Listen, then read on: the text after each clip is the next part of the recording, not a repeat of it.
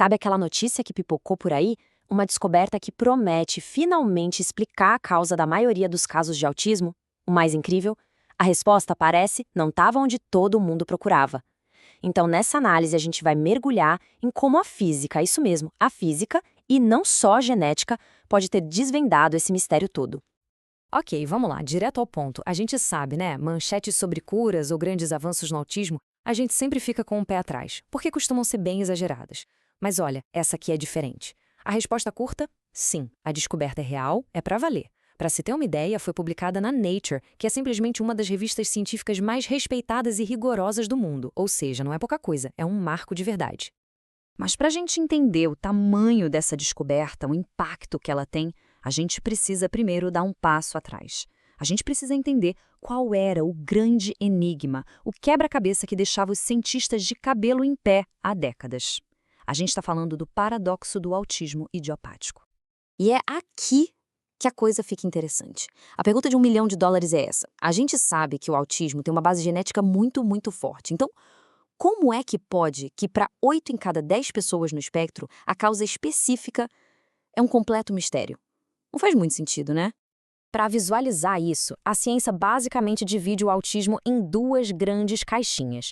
De um lado, uns 20% dos casos são o que eles chamam de sindrômicos. Nesses, a causa genética é clara, tá ali, identificada. Mas aí, a gente tem a fatia gigante do bolo, os 80% que são os idiopáticos. E idiopático, falando português claro, é só um jeito chique de dizer que a gente não faz a menor ideia da causa. E é aí, nesses 80%, que mora o grande mistério. Pois é, esse é o paradoxo que deixava todo mundo maluco. Como é que algo pode passar de geração em geração, ser claramente hereditário, mas ao mesmo tempo ser invisível para os nossos exames genéticos? É como procurar um fantasma. E a resposta que essa nova pesquisa traz é simplesmente revolucionária. E se a gente estivesse procurando o tipo errado de erro o tempo todo? Beleza, então como é que a gente começa a resolver esse caso? A virada de chave, a primeira grande pista, apareceu lá em 2018. Foi uma descoberta que apontou a lanterna para um lugar que ninguém estava olhando. E para entender essa pista, a gente precisa de um conceito rapidinho, prometo que é fácil. É o tal do splicing. Pensa assim, a célula é tipo um editor de vídeo. O nosso DNA é um material bruto, com horas e horas de gravação. O splicing é o processo de cortar as cenas ruins, os erros de gravação, os introns, e juntar só as cenas boas, os exons, para montar o filme final, que são as instruções para uma proteína. E foi justamente aí, nesse processo de edição, que os cientistas, em 2018, encontraram a arma do crime. O erro não estava no roteiro original, no gene da proteína CPEB4. O problema estava na sala de edição. Uma cena minúscula, um microexon, estava sendo cortada fora do filme final em cérebros de pessoas com autismo. E isso acontecia sempre. E quando eu digo minúscula, é minúscula mesmo. A falta dessa ceninha no filme resulta na ausência de apenas 8 aminoácidos. 8.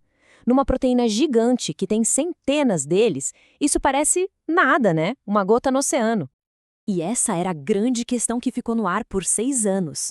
Como é que a falta de só 8 pecinhas podia causar um efeito tão gigantesco, tão profundo no cérebro? A resposta, que demorou para chegar, foi surpreendente. Ela não veio da biologia de sempre, da genética. Ela veio da física. E é agora que a gente chega no momento eureka da história. O momento em que a biofísica entra em cena e, de uma forma que ninguém esperava, resolve o mistério de vez. O que acontece é o seguinte, dentro dos nossos neurônios, proteínas como essa tal de CPEB4 não ficam boiando sozinhas, cada uma para um lado. Elas se juntam, formam umas gotículas líquidas, pensa num molho de salada, sabe? Aquele vinagrete com óleo e vinagre que se separam e se juntam. Elas precisam ter essa consistência líquida, essa fluidez, para poderem fazer o trabalho delas direito. Então, a descoberta central é essa aqui. A proteína CPB4 pode existir em 2 estados físicos diferentes. De um lado, no estado líquido, que é o normal, o funcional, o saudável, e do outro lado, no estado sólido, que é onde tudo dá errado. É o estado disfuncional que causa o problema todo. Para entender isso de vez, a melhor analogia é a do Lego. Pensa que as partes da proteína são bloquinhos de Lego. Num cérebro neurotípico, aqueles 8 aminoácidos que estavam faltando funcionam como se fosse uma camada fininha de óleo nos bloquinhos. Eles se encaixam, mas também se separam fácil, deslizam. A proteína fica líquida. Agora tira esse óleo. O que acontece? Os blocos de Lego travam um no outro com muita força. Eles formam uma estrutura sólida, rígida e não soltam mais. E o resultado dessa solidificação é uma catástrofe para o neurônio. Essas pedras de proteína que se formam não têm volta, são irreversíveis. Pior, elas agem como uma prisão, sequestrando o material genético que o neurônio precisa para aprender, para formar memórias. Basicamente, a capacidade do neurônio de se adaptar, de mudar, fica congelada. Ok, então a gente já entendeu a cena do crime. A falta da pecinha causa a solidificação. Mas a pergunta agora é, por que essa pecinha está faltando? Quem é o culpado por trás disso tudo? Vamos para a próxima parte da investigação. E o culpado não é quem a gente pensava. O ponto crucial é que o problema não está na proteína CPEB4 em si, está no chefe dela. Existe uma outra proteína, a SRM4, que funciona como gerente da linha de montagem. É o trabalho dela garantir que aquela pecinha de Lego com olhos seja sempre incluída no produto final. E é aqui que a gente finalmente fecha o círculo e explica o mistério dos 80% dos casos sem causa. Pensa bem, vários fatores diferentes podem atrapalhar o trabalho desse gerente, da SRM4. Coisas como pequenas variações genéticas que a gente herda, um processo inflamatório, até estresse ambiental durante a gravidez. São muitas estradas diferentes, muitas causas possíveis, mas todas elas levam para o mesmo lugar. Um gerente enfraquecido que não faz seu trabalho direito. É um gargalo molecular. Várias causas levando a um único problema físico. Entender todo esse mecanismo, essa engrenagem, não serve só para resolver um mistério antigo. O mais importante é que isso abre uma porta gigantesca para novas possibilidades de tratamento. Possibilidades que eram impensáveis antes. Vamos ver o que isso significa na prática? Basicamente, existem duas grandes estratégias sendo pesquisadas agora. A primeira é como se a gente tentasse jogar um lubrificante molecular sintético lá dentro para impedir que as peças de Lego travem, mesmo sem a pecinha original. A segunda, que parece ser ainda mais promissora, use uma tecnologia chamada SSO. Pensa nisso como um corretor ortográfico genético. É uma molécula que vai lá e força a célula a incluir a pecinha certa, a que estava faltando. E a parte mais incrível, a que dá mais esperança, é que essa tecnologia do corretor ortográfico, o SOS, não é coisa de filme de ficção científica. Ela já existe, já é uma realidade. Já é usada em remédios aprovados como o Spinraza, que trata a atrofia muscular espinhal.